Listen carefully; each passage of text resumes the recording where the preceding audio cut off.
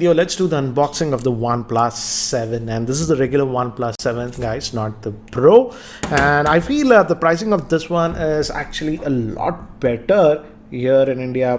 You get it in two variants, 6 gigabytes of RAM and 8. As you can see guys, this is the 8 gigabyte RAM variant that comes with 256 gigabytes of storage, but the base variant comes with 6 gigabytes of RAM, and that will have 128 gigabytes of storage, and that's priced at 33,000. And this will be sold in India via Amazon from 4th June onwards, I believe. And as you can see, this is the 8 gigabyte variant, and this is in red color, but we also have it in that slate gray that's actually close to black.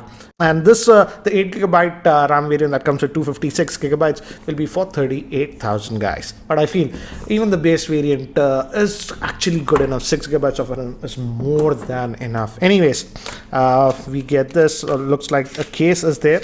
So yes, this transparent case that we are getting. Even on the Pro we got this transparent kind of a case, but again the size is different, and we'll have some bunch of stuff. Again, we have the SIM ejector tool over here, and it's just a pamphlet, gives you an idea about the ports of the device and basic stuff. As you can see guys, just keep that to the side. Let's see, do we get the stickers with this? So this is that plastic recycling something. And we have a booklet over here. Yes, we do get stickers even with this one. We have the device itself. We look at it. This is the product red.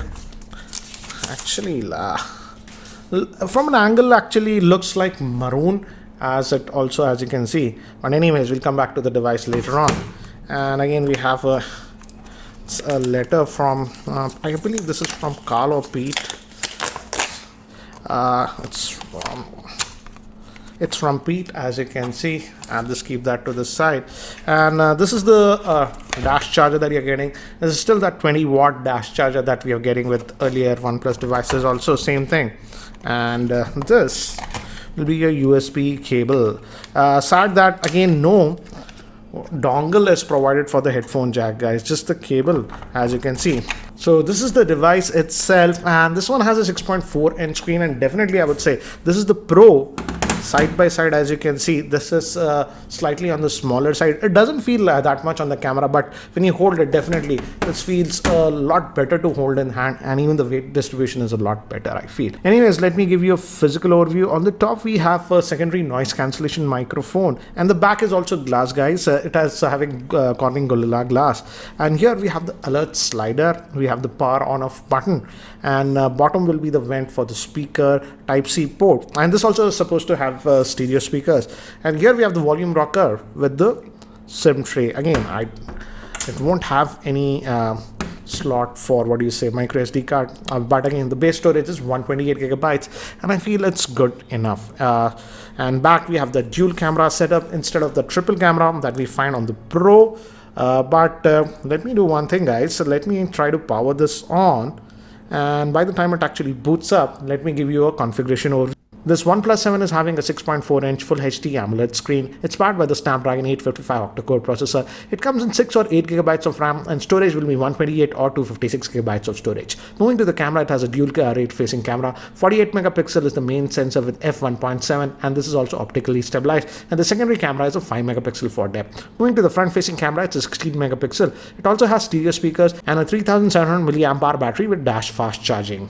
So guys, I've just finished setting up this device, and one thing that I noticed immediately is how comfortable this device feels. Because earlier I was using this OnePlus 7 Pro guys, and definitely in terms of in-hand feel, this feels a lot more comfortable and easy to hold compared to this one. This one I feel the OnePlus 7 Pro at 6.7 inches was unnecessarily big and a little bit on the heavier side, but this just feels perfect. And this also has that in-display fingerprint scanner, and it looks like they have improved it over the OnePlus 60.